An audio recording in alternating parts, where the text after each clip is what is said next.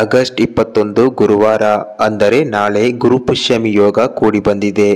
ಈ ದಿನ ಸಂಜೆ 4 ಗಂಟೆಯಿಂದ 5 ಗಂಟೆಯ ಒಳಗೆ ನಿಮ್ಮ ಮನೆಯ ಮುಖ್ಯ ದ್ವಾರದ ಬಾಗಿಲಿಗೆ ಯಾವ ವಸ್ತುವನ್ನು ಕಟ್ಟಬೇಕು, ಜೊತೆಗೆ ಯಾವ ನಿಯಮವನ್ನು ಪಾಲಿಸುವ ಮೂಲಕ ವರ್ಷ ಪೂರ್ತಿ ನಿಮ್ಮ ಅದೃಷ್ಟ ನಿಮ್ಮ ಜೊತೆ ಇರುವ ಹಾಗೆ ನೀವು ಮಾಡಿಕೊಳ್ಳಬಹುದು.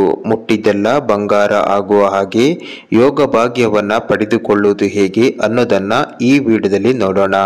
ನಾಳೆಯ ದಿನ ಈ ರೀತಿಯಾಗಿ ನೀವು ನಿಮ್ಮ ಮನೆಯ ಮುಖ್ಯ ದ್ವಾರದ ಬಾಗಿಲಿಗೆ ಈ ವಸ್ತುವನ್ನು ಕಟ್ಟುವ ಮೂಲಕ, ಜೊತೆಗೆ ಕೆಲವೊಂದು ನಿಯಮವನ್ನು ನಾಳೆಯ ದಿನ ವಿಶೇಷವಾಗಿ ಸಂಜೆಯ ಸಮಯದಲ್ಲಿ ಪಾಲಿಸುವ ಮೂಲಕ ಅಪಾರ ಧನಪ್ರಾಪ್ತಿ ಯೋಗ ನಿಮಗೆ ಕೂಡಿ ಬರಲಿದೆ.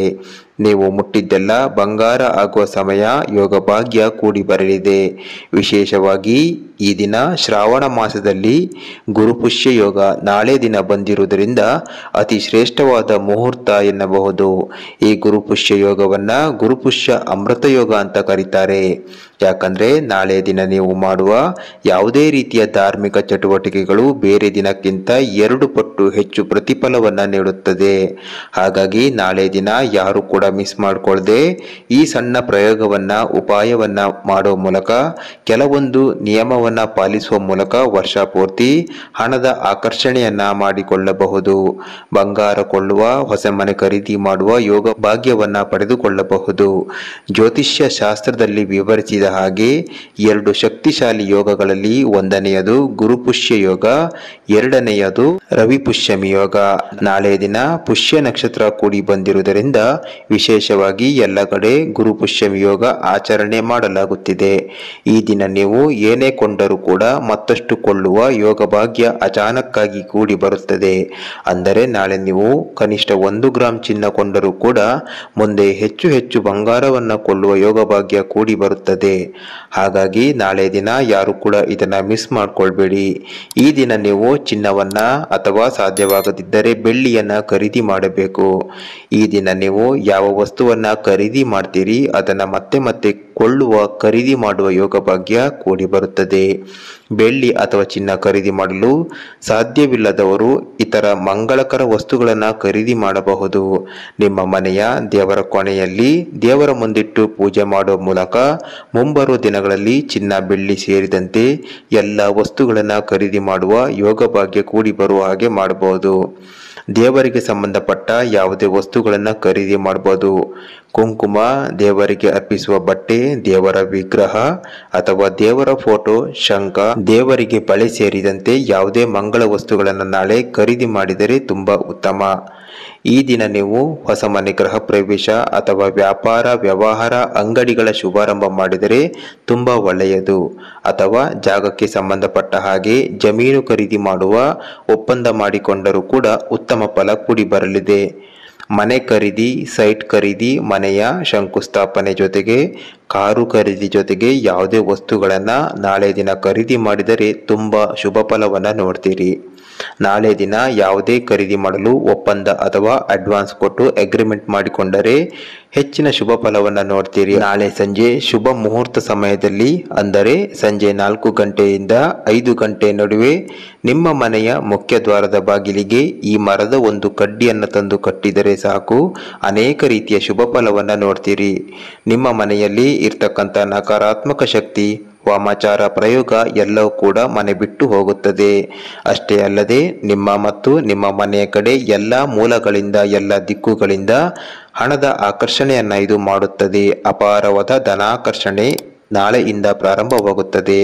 ಹಾಗಾಗಿ ನಾಳೆ ವಿಶೇಷವಾಗಿ ಈ ವಸ್ತುವನ್ನು ನಿಮ್ಮ ಮನೆ ಬಾಗಿಲಿಗೆ ನೀವು ಕಟ್ಟಬೇಕಾಗುತ್ತದೆ. ಮನೆ ಮಂದಿ ಮಾಡುವಂತಹ ಎಲ್ಲ ವ್ಯಾಪಾರ ವ್ಯವಹಾರ ಉದ್ಯೋಗದಲ್ಲಿ ಎಲ್ಲ ರೀತಿಯಲ್ಲಿ ಅಭಿವೃದ್ಧಿಯನ್ನು ನೋಡ್ತೀರಿ, ಹೆಚ್ಚು ಉಳಿತಾಯವನ್ನು ಮಾಡ್ತೀರಿ. ಎಷ್ಟೋ ವರ್ಷಗಳಿಂದ ಖರೀದಿ ಮಾಡ್ಬೇಕಂದ್ಕೊಂಡ ಲಕ್ಸುರಿ ವಸ್ತುಗಳನ್ನು ಕೂಡ ಖರೀದಿ ಮಾಡುವ ಯೋಗ ಫಲವನ್ನು ಇದು ಮಾಡಿಕೊಡುತ್ತದೆ. ಹಾಗಾದರೆ ವೀಕ್ಷಕರೇ, ನೀವು ನಾಳೆಯ ದಿನ ಏನು ಮಾಡಬೇಕು ತಿಳಿಸ್ಕೊಡ್ತೀನಿ. ಅದಕ್ಕೂ ಮೊದಲು ನಾಳೆ ಗುರುವಾರ ವಿಶೇಷವಾಗಿ ರಾಯರ ದಿನವಾಗಿದೆ. ಹಾಗಾಗಿ ಎಲ್ಲರೂ ಕೂಡ ಭಕ್ತಿಯಿಂದ ರಾಘವೇಂದ್ರ ಸ್ವಾಮಿಗಳನ್ನು ಪ್ರಾರ್ಥಿಸಿಕೊಂಡು ಓಂ ಶ್ರೀ ರಾಘವೇಂದ್ರಾಯ ನಮಃ ಈ ರೀತಿಯಾಗಿ ಕಮೆಂಟ್ ಮಾಡಿ, ಒಂದು ಲೈಕ್ ಮಾಡಿ, ಗುರು ರಾಘವೇಂದ್ರ ಸ್ವಾಮಿಗಳಿಗೆ ಕೃತಜ್ಞತೆಯನ್ನು ಸಲ್ಲಿಸಿ. ನಾಳೆಯ ದಿನ ವಿಶೇಷವಾಗಿ ಶುಭ ಫಲವನ್ನು ನೀಡುವ ಗುರುಪುಷ್ಯಮಿ ಯೋಗ ಬಂದಿರುವುದರಿಂದ ಸಂಜೆ 5 ಗಂಟೆಯ ಒಳಗಾಗಿ ಬನ್ನಿ ವೃಕ್ಷದ ಒಂದು ಕಡ್ಡಿಯನ್ನು ತಂದು ನೀರಿನಿಂದ ಶುದ್ಧ ಮಾಡಿ ನಂತರ ಅರಶಿನ ನೀರಿನಲ್ಲಿ ತೊಳೆದು ನಿಮ್ಮ ಮನೆಯ ಮುಖ್ಯ ದ್ವಾರದ ಮೇಲೆ ಅಂದರೆ ಬಾಗಿಲಿನ ಮೇಲೆ ನೀವು ಕಟ್ಟಬೇಕು. ಇದರಿಂದ ಅನೇಕ ಶುಭ ಫಲವನ್ನು ನೀವು ನೋಡ್ತೀರಿ. ನಿಮ್ಮ ಮನೆಯಲ್ಲಿ ಎಲ್ಲ ಕಡೆಯಿಂದ ಧನದ ಆಕರ್ಷಣೆ ಪ್ರಾರಂಭವಾಗುತ್ತದೆ, ಹಣದ ಆಕರ್ಷಣೆ ಪ್ರಾರಂಭವಾಗುತ್ತೆ. ನಿಮ್ಮ ಮನೆಯಲ್ಲಿ ಇರ್ತಕ್ಕಂಥ ನಕಾರಾತ್ಮಕ ಶಕ್ತಿಗಳು ಮನೆ ಬಿಟ್ಟು ದೂರ ಹೋಗುತ್ತವೆ. ಮನೆ ಮಂದಿ ಮಾಡುವ ಎಲ್ಲ ಕೆಲಸ, ಉದ್ಯೋಗ, ವ್ಯಾಪಾರದಲ್ಲಿ ಅಭಿವೃದ್ಧಿಯನ್ನು ನೀವು ನೋಡ್ತೀರಿ. ಮನೆಯಲ್ಲಿ ಎಲ್ಲರೂ ಕೂಡ ಒಗ್ಗಟ್ಟಾಗಿ ನೆಮ್ಮದಿಯಿಂದ ಇರಲು ಸಾಧ್ಯವಾಗುತ್ತೆ. ಮನೆಯಲ್ಲಿ ಯಾವಾಗಲೂ ನೆಮ್ಮದಿಯ ವಾತಾವರಣ ಸೃಷ್ಟಿಯಾಗುತ್ತದೆ. ಇನ್ನು ಈ ಯೋಗದ ದಿನ ನವಗ್ರಹಗಳಿಗೆ ಪ್ರದಕ್ಷಿಣೆ ಬಂದರೆ ತುಂಬಾ ಒಳ್ಳೆಯದು. ಗುರುಪುಷ್ಯಮಿ ಯೋಗದ ದಿನ ನವಗ್ರಹಗಳಿಗೆ ಸುತ್ತು ಬಂದು ಸುತ್ತು ಬರುವಾಗ ಬೃಹಸ್ಪತಿ ದೇವರನ್ನ ಸ್ಮರಿಸುತ್ತಾ ಸುತ್ತು ಬಂದರೆ ಅತ್ಯಧಿಕ ಶುಭ ಫಲವನ್ನ ನೋಡ್ತೀರಿ. ನಿಮ್ಮ ಕಷ್ಟ ನಷ್ಟಗಳು ದಿನದಿಂದ ದಿನಕ್ಕೆ ಕಡಿಮೆಯಾಗುತ್ತಾ ಬಂದು ದುರದೃಷ್ಟ ದೂರವಾಗಿ ಅದೃಷ್ಟ ನಿಮ್ಮನ್ನ ಹುಡುಕಿಕೊಂಡು ಬರುತ್ತದೆ. ಇನ್ನು ಸ್ವಂತ ಮನೆ ಮಾಡಬೇಕು ಅಂದುಕೊಂಡ ವ್ಯಕ್ತಿಗಳು ಗುರುಪುಷ್ಯಮಿ ಯೋಗದ ದಿನ ಹತ್ತಿರದ ರಾಘವೇಂದ್ರ ಸ್ವಾಮಿಗಳ ದೇವಸ್ಥಾನಕ್ಕೆ ಹೋಗಿ ಪ್ರದಕ್ಷಿಣೆ ಬಂದು ಸಾಧ್ಯವಾದಷ್ಟು ತುಪ್ಪವನ್ನು ದಾನ ಮಾಡಿ ಬಂದರೆ 2 ವರ್ಷದಲ್ಲಿ ಹೊಸ ಮನೆ ಮಾಡುವ ಯೋಗ ಭಾಗ್ಯ ಕೂಡಿ ಬರುತ್ತದೆ. ಅದೇ ರೀತಿ ವಿವಾಹ ಭಾಗ್ಯ ಕೂಡಿ ಬರಲು ನಾಳೆ ದಿನ ರಾಘವೇಂದ್ರ ಸ್ವಾಮಿ ದೇವಾಲಯಕ್ಕೆ ಹೋಗಿ ದೀಪದ ಎಣ್ಣೆಯನ್ನ ನೀಡಿ ರಾಯರನ್ನ ಪ್ರಾರ್ಥಿಸಿಕೊಳ್ಳುವುದರಿಂದ 1 ವರ್ಷದ ಒಳಗಾಗಿ ವಿವಾಹ ಭಾಗ್ಯ ಕೂಡಿ ಬರುತ್ತದೆ. ಇನ್ನು ಬಂಗಾರವನ್ನ ಖರೀದಿ ಮಾಡಬೇಕು ಅಂದುಕೊಂಡವರು ನಾಳೆ ದಿನ ಅತ್ಯಂತ ಶಕ್ತಿಶಾಲಿಯಾದ ಸ್ವರ್ಣ ಗಣಪತಿ ಮಂತ್ರವನ್ನ 108 ಬಾರಿ ಜಪಿಸುವುದರಿಂದ ಶೀಘ್ರದಲ್ಲಿ ಬಂಗಾರವನ್ನ ಹೆಚ್ಚು ಚಿನ್ನವನ್ನ ಕೊಳ್ಳುವ ಯೋಗ ಭಾಗ್ಯ ಅದೃಷ್ಟ ಸಮಯ ಕೂಡಿ ಬರುತ್ತದೆ. ಸ್ವರ್ಣ ಗಣಪತಿ ಮಂತ್ರವನ್ನ ಬೆಳಗ್ಗೆ 4 ಗಂಟೆಯಿಂದ 7 ಗಂಟೆಯ ಒಳಗೆ, ಸಂಜೆ 4 ಗಂಟೆಯಿಂದ 7 ಗಂಟೆಯ ಒಳಗೆ ಜಪಿಸಬಹುದು. ಶುದ್ಧವಾಗಿ ಶುದ್ಧಾಚಾರವಾಗಿ ದೇವರ ಕೋಣೆಯಲ್ಲಿ ತುಪ್ಪದ ದೀಪವನ್ನು ಬೆಳಗಿಸಿ 11 ಬಾರಿ, 21 ಬಾರಿ ಅಥವಾ 108 ಬಾರಿ ಜಪಿಸಿದರೆ ಹೆಚ್ಚು ಬಂಗಾರವನ್ನ ಕೊಳ್ಳುವಂತ ಯೋಗ ಭಾಗ್ಯ ಕೂಡಿ ಬರುತ್ತದೆ.